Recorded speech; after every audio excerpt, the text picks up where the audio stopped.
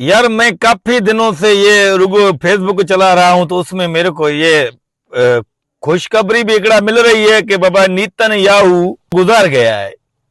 लेकिन मेरे को कोई तस्दीक नहीं बता रहा है कि वाकई भी नीतन याहू गुजार गया है या उनको वरी कुछ मतलब इधर उधर हाइड किया गया है। अगर गुजार गया है तो कोई ऐसा दोस्त मेरे को बताए, ताकि मेरे को मेरे मेरे दिल को, मेरे आंडरों को, मेरे गूंडरों को, सबको सुकून मिल जाए यार। बाकी सारे ये बता रहे हैं जब भी फेसबुक खोलो कि नीतन याहू मतलब गया, नीतन याहू गया, नीतन याहू गया। गया तो फिर उनका वाला वो किना ये धप्पिल ये जो है वो तो बुत वो नहीं दिखा रहे हैं क्यों भला यार? वो दिखाएं तो हमारा दिल को, आंडरों को, गूंडरों को थोड़ा सा सुकून तो मिले ना यार। हला करे ये सब कुछ सच हो जाए। बाकी कोई बोल रहा है कि गुजार गया है, कोई बोल रहा है।